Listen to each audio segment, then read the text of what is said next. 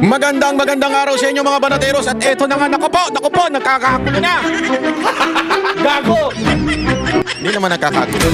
Nagkaroon lamang ng konting bahagyang konti na bahagya pa, bahagyang pagtatalo between the 18 ex-soldiers and DNBI. Naku po, grabe, napanood nyo ba yun? Mainit na konfrontasyon, pero mas mainit pa yung mga after na usapin. Naku, matindi talaga yung nangyari na yun. Kaya papanoorin po natin dahil dito ho, ladies and gentlemen, makikita ninyo kung gaano po laki ang problema na nangyayari sa ating bayan na tila lang naman, hindi naman po sure tayo dyan.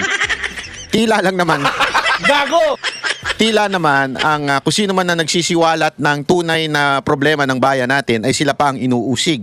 At kung sino man ang nagiging makatotohanan, sila pa ang tila ginagawang may sala. At higit sa lahat po yung biktima na mamamayang Pilipino tila wala nang nangyayari sa ating ninanais na katarungan. Bakit to? Alam nyo, hindi ho biro ito. We're talking about billions here. We're talking about lives. 'Di ba? Buhay ng taong bayan. Buhay ng bawat Pilipino. Yung pera na kinakaltas sa atin, tapos ibinubulsa lang, tapos may nagsalita at sinabing mayroon kaming kinalaman sa pagbubulsa, tapos sila pa inuusig, 'di ba? Gago! Yun po yung malaking problema sa ating bayan na kinakaharap ngayon, mga kababayan. Dahil alam nyo nga po, di ba, sinasabi nating paulit-ulit na sana man lang ay bigyan ng pagkakataon. Hindi naman po natin sinasabing, lahat ng kanilang sinasabi ay tama. Hindi, bigyan lamang ng pagkakataon. Fair treatment, ika nga. Hindi naman yung ganoon na parang sila na kaagad ay akusado, parang sila pa yung may kasalanan, sila na ngayon. Wala silang benepisyo dito eh. Wala ho sa kanila dito ang merong masasabi nating mapapala. Hindi ho ito mga politiko eh. Tinuturo nga nila kung sino yung mastermind. Kaya lang, umabot sa Malacanang. Gago! Tapos ngayon, ang may kasalanan na sila, alabo naman nun. Diba? Parang, wag naman ganun. Mag-ano naman tayo, sana man lang, talagang alamin natin. Ang nakakapagtaka dito, ang katahimikan ng mga pink tae at saka mga dilawang tae. Only because they hate BP Sara Duterte. Yun lang yun. Gago! Kasi ako, para sa akin, normal na kung ang mga tanso, yung mga tatangatangang tanso at saka yung mga vlogger ng tanso na tatanga-tanga din, normal lang na protektahan nila ang kanilang boss. Siyempre, yun ang nagbabayad sa kanila eh. Diba? Totoo naman eh. Yun ang nakita mo yung mga nagre-react puro troll. Yun yung kasi mga nagbabayad sa kanila eh. Diba? Pero alam mo yun, para sa akin, normal lang sana na sila ganun. Pero ang makakapagtaka talaga yung mga pinklawan tsaka mga dilawan na dating galit na galit kay Marcos. Ngayon nakikita nila yung flood control o yung ghost flood control ay tumutungo kay Marcos pero napakatahimik. Di ba kayo nagtataka doon? Yung dating tatay niya ang merong ginawang kalokohan, biniblame nila si BBM. Tama, mali. Di ba? Parang sinasabi nila like father, like son. Ngayon na nakikita na nila mismo at binagtuturo na mismo na ito talaga yung mga yung salarin. Ano mong ginagawa? Ang may kasalanan, para bagang nawala na ng kasalanan. At yung nagtuturo, sila na ngayon ang kinukundinan itong mga pingtae. Kahit itong mga reporter, ganun. Gago! Alam niyo kung bakit? Gusto niyo malaman? Kasi nga, dahil sa maleta. Maleta lang yan, Brad. Yan ang totoo. Kaya alam mo, matindi itong laban na ito. Matindi itong laban natin. Bakit to? Kasi ang laking pera. Makapangyarihan na. Ganito ginagawa nila eh. Makapangyarihan na sila. Tinatakot pa nila yung mga nagsasalita tulad niyan. Diba? Tinatakot nila yan. Kasi ngayon, may demanda na. So, tinatakot pa nila yan. Tapos, antindi pa ng perang pinamimigay. Saan ka pa, di ba? So, doon ka na lang sa safety. O, may pera ka pa. Kaya ganyan yung mga media ngayon, puro mga bayaran tae. Ito, pag-usapan na natin pero nakalimutan ko. Wait lang, yan. Inayos ko kasi audio eh. Mas maganda ang audio nito. Alam mo naman tayo, audio file tayo eh. Yung sobra tayo sa audio eh. Gusto ko maganda talaga. Kaya inayos natin yung audio. Okay, chotomate. Chotomate ko dasay. Ayan. Ito, i-play na natin Eto, maganda audio nito. Di katulad ng mga lumalabas sa ano. Eto, pasok, pasok. Here to provide relevant information on the investigation being conducted by this Bureau in relation to the deputation to conduct background investigation and verification from the Office of the Ombudsman on the joint affidavit dated 23 February 2026 of Bernard Tube et al. So it appears on your authority from the Ombudsman that you just want to ascertain the identity of the affiants. Ano ba? But tell us if you want to go beyond your deputization. Just let us know. Of course, like ano. But yung background investigation and verification will also be beyond mere name and identity. Oh, of course. So we will have questions for them pertaining to their. So you are no longer limited on the ascertainment of the identity of the 18, but you would want to dwell on matters raised in their sworn. Papaliwanag natin kung ano nangyayari dito ha. Isa-isay natin ha. Dito nagsasalita si Attorney Baligod na sinasabi niya na itong subpina ninyo ay subpina lamang to identify kung tama ba yung tao, na ito ba talaga siya ba talaga yon. Para bagang ganito yan eh. Meron yan sa korte na sasabihin mo yung arraignment, parang ganon. Meron yan, pero sa korte yun yung arraignment. Parang sasabihin mo, opo, ako po yung inaakusahan na yan. O, opo, ako po yung nag-aakusa. Parang ganon. Dito, yun yung subpina. Para ma-identify lang, siguradong ito bang mga pangalan na kasi remember, ang effort nagsimula kay Atty. Baligod hindi po sila pinatawag basta-basta. Ang nangyari, nag-submit sila ng affidavit nila sa ombudsman. Ang ombudsman, inutusan ito, mga NBI, dineputize sila. Yun yung tinatawag na deputize. Inutusan sila na this time, nakasulat sa subpoena, identify yung mga tao na ito. At siguraduhin ba na sila talaga yung nag-submit nito at sinabi nilang sinumpaang salaysay ay akin, bla bla bla, ganito ganito, at ako po ay nangangakong lahat ng sinabi ko ay katotohanan. Parang ganon, yun yung hinihingi lang. Yun lang yung laman ng subpoena o yung, kasi iba't natatakot ka sa subpoena. Hindi, ibig sabihin ng subpoena is pinatawag ka. Hindi naman ibig sabihin nun inakusahan ka na. So pinatawag ka para sabihin mo, ikaw ba itong nag-submit? Kunwari, ikaw ba Jay Guevara o ikaw ba Jack, Sir Jack ang nag-submit nito? Affidavit na ito? Yes, Your Honor. Parang ganon. Yun lang dapat. Okay? Yun lang dapat. Okay? Ngayon, merong gustong mangyari itong mga NBI natin. Ano ba ito?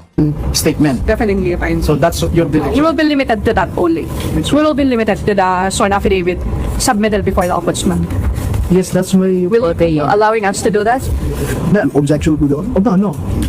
Ang worry namin is your authority as deputy of the ombudsman. Right? Nasa inyo. But if you want to dwell beyond the identity of the affiants, then let us know. Yeah, we are ready to do now. Diba? Because if you want to interrogate them with respect to their affidavit, I am only the single lawyer for the 18, and you will now dwell on their constitutional right to be assisted by counsel of their choice. So dito, ang sinasabi ni kasi ni Attorney NBI Ma'am, yung babae, sabi niya, we will just be limited doon sa affidavit na pinasa ninyo. Ang sinasabi naman ni Attorney Baligod, hindi na yan sakop no subpina ninyo. Yan po ay interrogation na. Para bagang ini-interrogate nyo na, tinatanong nyo na isa-isa kung ano yung laman, tama ba to? At ang gustong mangyari ng NBI ay isa-isa. Hindi yun ang laman ng subpina, yung pagpapatawag. Kasi sabi nga ni attorney dito, kung yung pala ang laman, di sana nagdala kami ng mga ebidensya namin. Kasi ang mangyayari, bakit ba niya pinipilit? Bakit sinasabi na ba, natatakot ba si attorney na mabuking, na magkakaiba sila ng statement? Hindi ho natatakot. Ang tawag po kasi dyan, legal process. Kailangan lahat documented. Hindi pa pwedeng basta ka na lang magtatanong sa isang tao, sa kliyente, nang hindi tama yung papel na ipinasa mo. Hindi nga yan warrant eh. Hindi rin yan kung ano-ano man. Yan po ay para lang i-identify na kung kayo ba talaga ang pumirma dito. Yun lang dapat. Hindi na yung content noong... kasi nga, remember, ang dapat gumawa nun, ombudsman. Bakit? Kasi sa ombudsman pinasa. Etong dineputize na NBI, sila yung nag-iimbestiga lang. Hindi ho sila talaga yung mismong supposedly tatayong parang piskal. Kasi ombudsman parang piskal eh. ang korte yung sandigang bayan. Naintindihan na natin, hindi ang ombudsman ang korte, sandigang bayan ang korte. So ombudsman ang parang piskal. Para bagang ganito, nagsubmit ako ng reklamo sa piskal. Ang sabi ng piskal, dun sa nag-i-implement, yung security guard. In this particular case, hindi ko sinasabi security guard lang itong mga NBI, doon sa security guard. Kasi nga, siya yung nagpapasa, siya yung sabi, pakitanungin mo na nga to, ito, tanongin nyo to. Di ba? Naintindihan nyo yung ibig sabihin, hindi ho trabaho ng NBI na mag-interrogate unless there is a crime that happened o merong reklamong crime. Remember, these are witnesses. These are people na sila ang nag-akusa. So bakit parang ang dating sila ang i-interrogate? Yun yung punto dito. But just to be clear, no, they are not suspected of committing an offense, no? So hindi po ito custodial investigation. Let me repeat that this is not a custodial investigation. But just the same, if you want to be present when your clients are interviewed, they are more than welcome to do so. Yes, because that is the source of our confusion, sir, no? Because no less than the head of your office is ubiquitous in media, already saying that 4 of the people are not, in fact, Marines. 8 of them were not, in fact, employed by Saldico. And he even said a lot. Let me just point this out.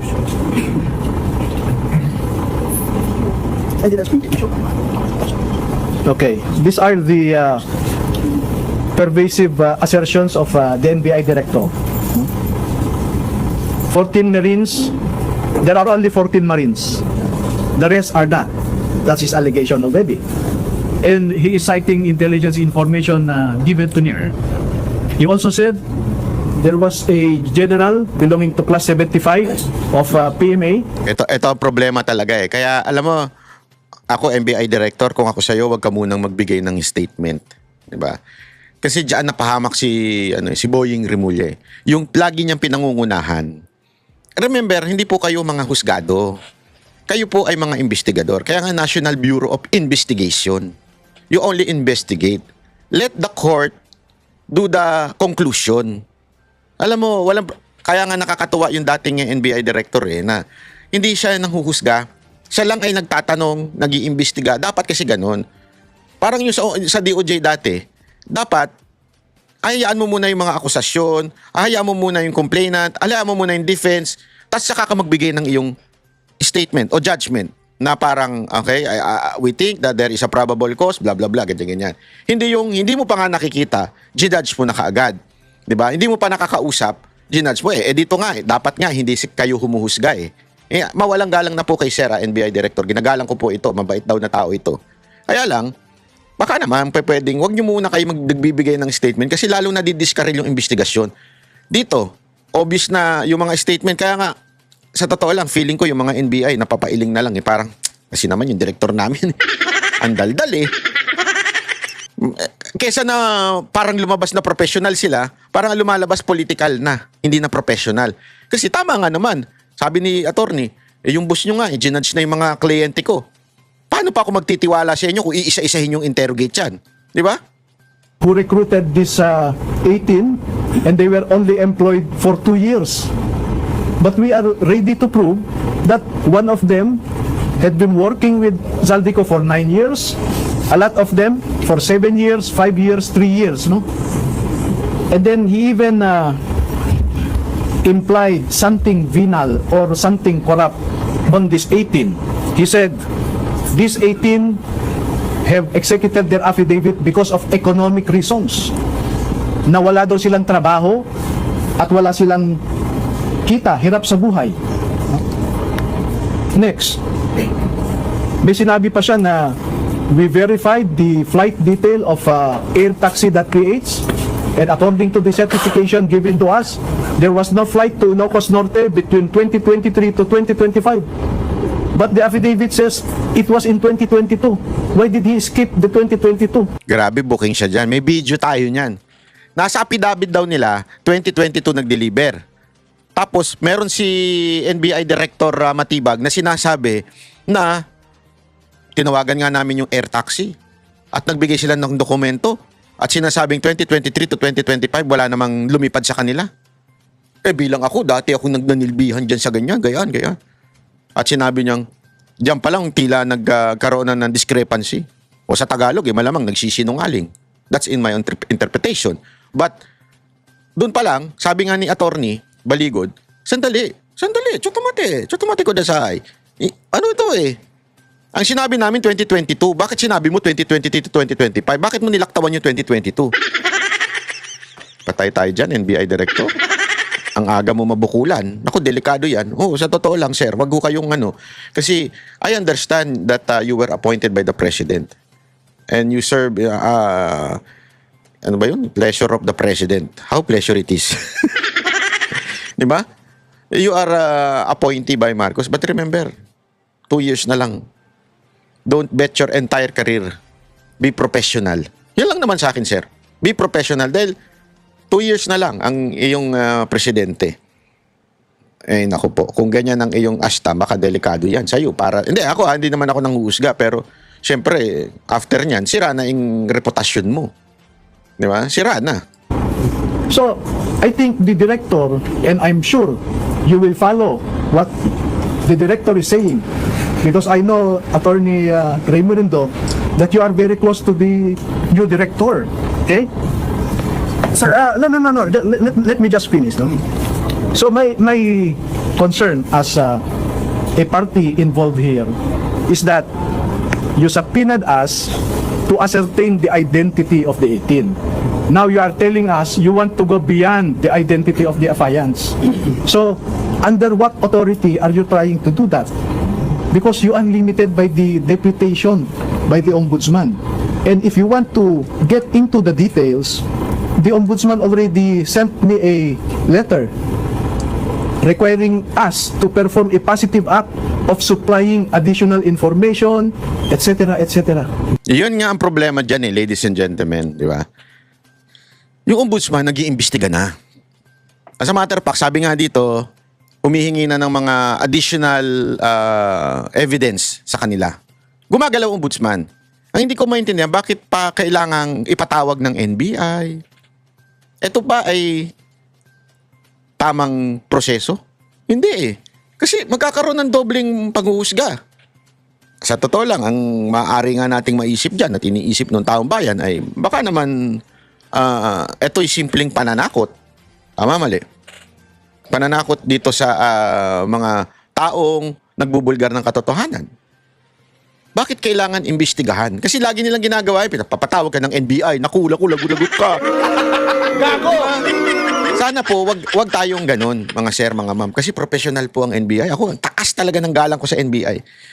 Pagka nagkakabulilyaso ang mga kapulisan, pasensya na po sa ilang kapulisan natin kasi marami rin naman talagang lokong pulis NBI ang ating tinatakbuhan dahil sila mga professional na mga abogado.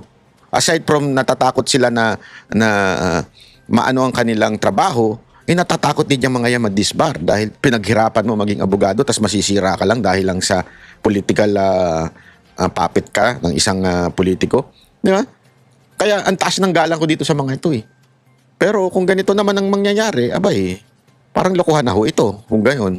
So, my worry now is Ombudsman will conduct a factual investigation. NBI will also conduct its own factual investigation that is beyond the deputation of Ombudsman. And you know that the law fronts on two agencies investigating the same factual issue because of the danger of two agencies coming out with different results. That is what the law prohibits. So that's why, with due respect, sir, Attorney Raimundo and ma'am, let us limit our exercise now to conform with your subpoena. But if you want to dwell further, send us the proper subpoena so that we can also bring the affidavit, the pictures or videos attached to that affidavit, and some other evidence that you may require. But for now, I'm afraid that we cannot provide any answer to you that is beyond the identity of the 18. Thank you po. Thank you. Are you finished, sir? Sige, let me just respond briefly, no? Ma'am, may I just make a manifestation so you can respond to both of us at the same time? Go ahead. Attorney Raimundo, we are here lest the anyone think that we have something to hide. That's why we are refusing. Let me give you the context.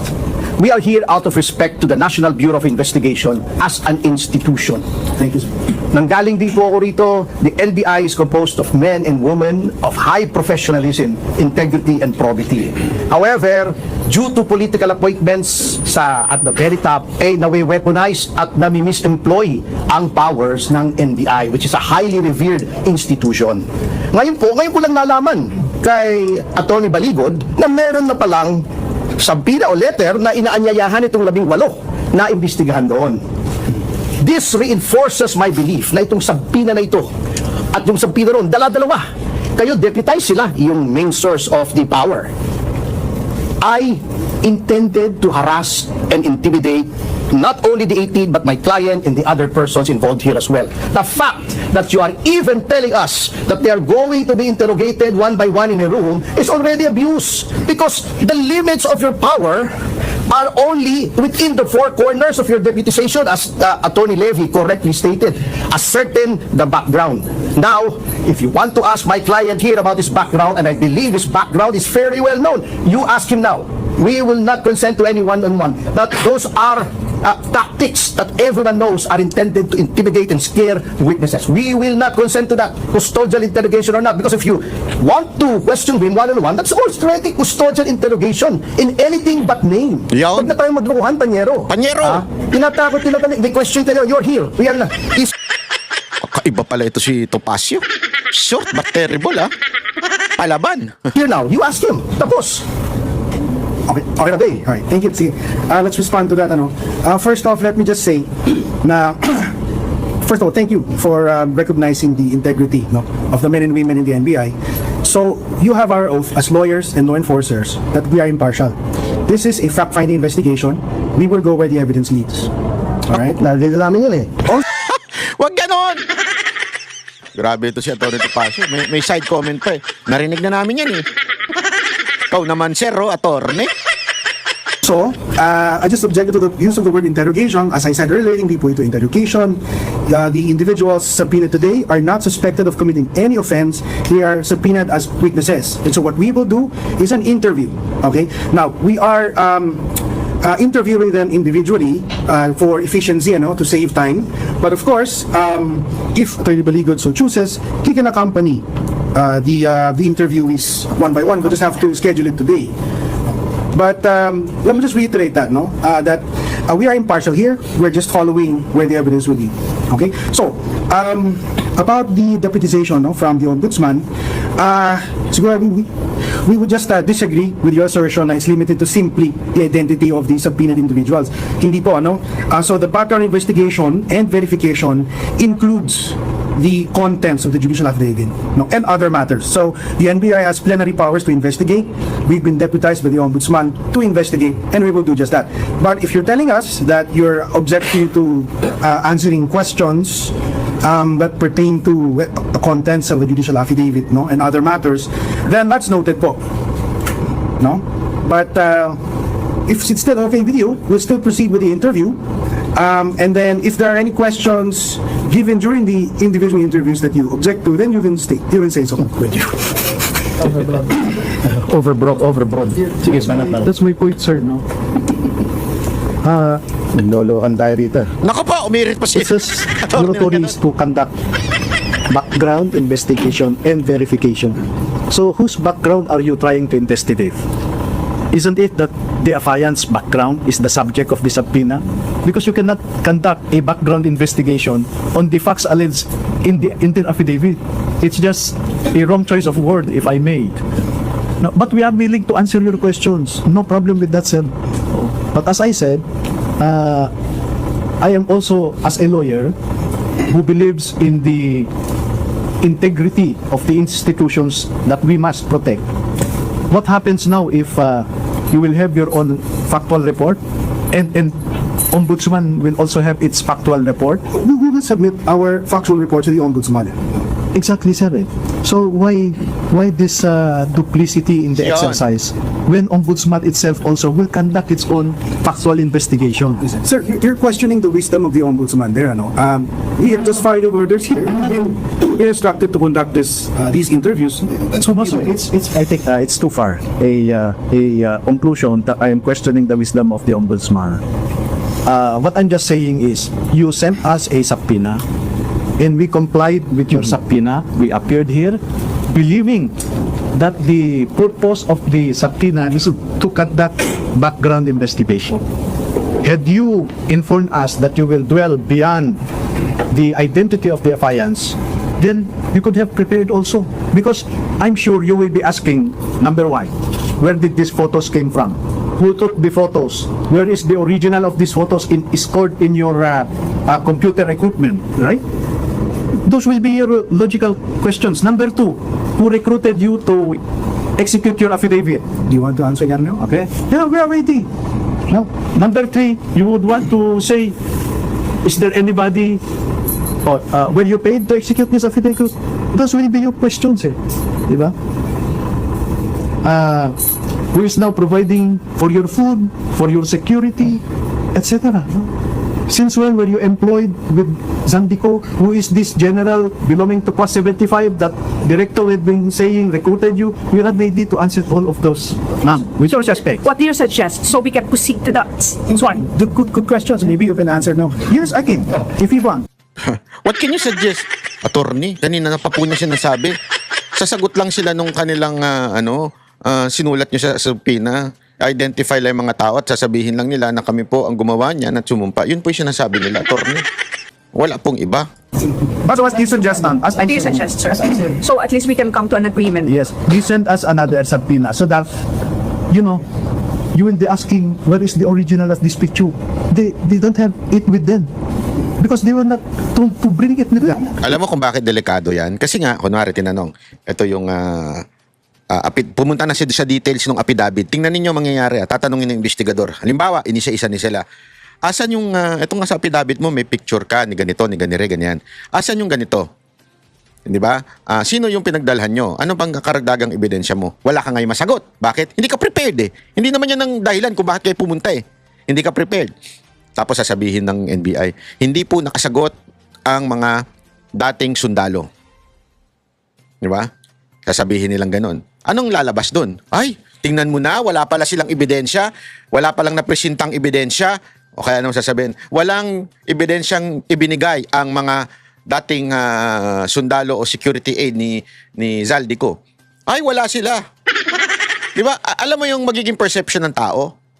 Kaya nga ang sinasabi ni Atty. Baligo dito, sandali, meron ng investigasyon at meron naka-file na ito sa ombudsman, bakit may doble investigasyon pa? Sana kung ang sinabi ng ombudsman, we refer everything to the NBI. And where medyo hindi naman sa sa kini-question natin yung NBI, pero parang wala ata po sa sa pangkaraniwang proseso. 'Di ba? Dapat kung merong investigasyon, imbestigahan, ipasubmit yung mga additional requirement which is ginawa ng ombudsman, bakit inuulit pa ng NBI? So what's the agenda of the NBI? Again, we're not blaming the NBI lawyers that were present at that time. Kasi again, sila po ay inutusan lamang ng kanilang NBI director. Gago! So the point here is medyo dumodoble-doble na yung ginagawa. At anong purpose? Yun lang naman yun eh. Anong purpose? At di ba kung maaalala ninyo, tinanong natin si Atty. Baligo tungkol dyan, anong sagot niya? Kasi in presenting evidence, you have to be strategic. That's how to do it in court. So magtatanong at biglang ilalabas yung alam na yung sagot pero lalabas bigla. Ngayon, malalaman mo pag nagsisinungaling yung mga inakusahan. Kaya hindi pa pwedeng i-discuss agad-agad lahat-lahat yung ebidensya. Kailangan umabot ng korte. Ang problema dito, tila, ewan ko kung ito ba ay masasabi nating dinidribble o para magkaroon ng maling perception ang mga Pilipino na ay, hindi prepared ito mga ito. Di ba? We have all this issue now with subpoena. Just because we issue the subpoenas for today, does that mean we're breaking different issue in the future? Exactly, so we can agree, for now, we can establish their identity. The director is saying 4 of them are not Marines. Are you ready with their identity documents, sir? Yes, even their serial number. Alright. Oh, so That's good. Yes, ma'am. So identity first, and then if you want to go further, send us a PINA so we can also be prepared to respond to your questions intelligently and promptly. Di ba? Kasi pag mag-question kayo ngayon, asan yung original nito? Pero hindi nyo Sir, what do you exactly suggest so we can do the document? Okay, ma'am. The Wow. wordings, exactly. If you want, we can work it out. So ayan no, yun napakalinaw na pangyayari. At tingnan ninyo ha, papakita ko pa rin ho sa inyo ito. Wait. Ay, sorry. Sorry naman sa mga naka-earphone, huwag kayo magagalit. Sorry po. Ito. Your box, in today's coming here, yung ano na po, initial thoughts lang po, ano yung kaya? We are ready to cooperate and provide whatever information they need.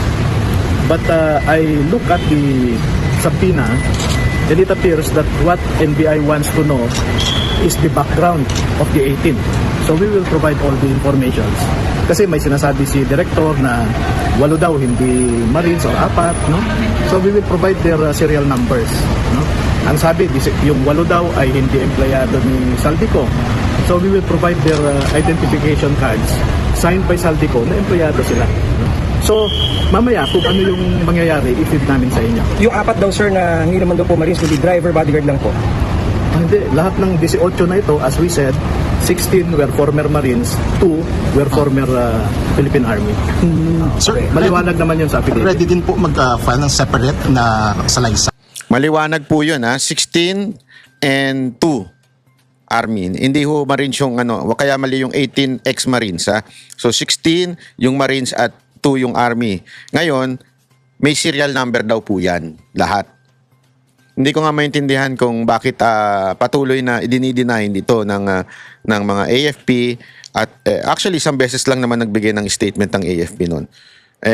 Although sabi nga ni Attorney Baligod nakalagay lang doon is parang further investigation pero kinongclude ka agad. Hindi ko alam kung napag-utusan na i-conclude ka agad. Pangalawa, hindi ko alam kung saan nakukuha ni Director yung sinasabi niya. Mas magaling pa siya sa mga dating ex-Marines. Hindi ko alam ha. Ako nagtatanong lang naman. Ay itong 18 kasi yung sa isang affidavit lang po, parang kini-question yun eh. Alam nyo, kaya nga may tinatawag tayong joint affidavit. Kasi kung may common knowledge, pwedeng pagsamahin. Diba? Kaya pag makikita nyo, yung unang portion ng affidavit, ang ginagamit naming pronoun doon ay kami. Kasi lahat sila empleyado. Pero pagkadating doon sa mga nag-deliver, nakalagay naman specific doon kami, Tupe, etc. So, specific yun. No? Yung 18 ex-Marines today pupunta. Okay. So yung sinasabi po na correct daw po si Tony Pascual sa inyo po offer. What are your thoughts on this? Yeah, correct. Because I am their off-counsel. No? Ang off-counsel, it means kung may mga cases sila that they need some support or help, I help them out. And also, I farm out cases kasi nag-unwind ako sa law practice ko eh. So I farm out cases to several lawyers. Sir, yung thoughts nyo na lang na may mga tao nagsasabi na dapat 8 claims solved yung sinasabi ng people Marines. Pero sa inyong paniwala, you're convinced na totoo yung kanilang mga pakaya. Yes, they don't have anything to profit from accusing people of in high position ng kasinungalingan. No? Isipin mo, ordinaryo lang itong mga sundalo na mamamayan and they are accusing people in the highest places of government. Okay, sagutin niyo yung tumatawa. Hirap yun, di ba? Sir, pero wala namang issue na nabayaran daw itong mga ex na yun, sir. Ito, yung nagsasabi sa inyo na nabayaran, sila ang tanungin nyo. Yun! Gago! Hirit, simpleng hirit ni attorney. Yung nabayaran, yun ang itanongin ninyo. Yung nagsasabing nabayaran. Yun ang gusto ko kay attorney. Simpleng hirit pero rock, di ba? Kasi tama yun eh. Ewan ko Tingnan ninyo, papakita ko sa inyo kung paano nahuling nagsinungaling si NBI Director Matibag.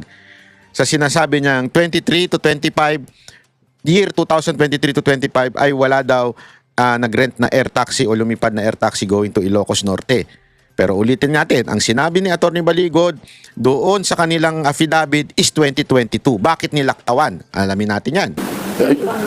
Yes, ma'am. Sir, ang Pangulo kinumpirma na nasa Portugal talaga si Saldico. Yes. What actions? Or natin, kay Saldi ko kasi. We will make a follow-up today after the statement nga ni Presidente. Pero allegedly na Marines, yes. Kasi sabi ni Sergeant Tubin, magkasama sila ni ni Saldico na parang sometime in 2025 na pumunta sila ng Ilocos Norte, naghatid ng pera sa bahay daw ni Pangulong Bongbong Marcos. So ginawa namin na nag-issue kami ng subpoena duces tecum sa air taxi. Ayan. At sumagot ng air taxi na meron pang board kasama na notarized na from 2023 to 2025 walang sa flight logs walang record na si Saldico at si Sergeant Tube nagkasama sa isang flight na inarkila na ang eroplano ng air taxi. So very clear yon, malinaw na wala. At ako nga, in my experience as 2023 to 2025. Ulitin natin. air taxi na meron pang board resolution na kasama na notarized na from 2023 to 2025 2023 to 2025. Ano ba ang nasa sworn statement o sworn affidavit ng mga Marines at sundalo? Ano sabi nila? 2022. Ba't mo minamali?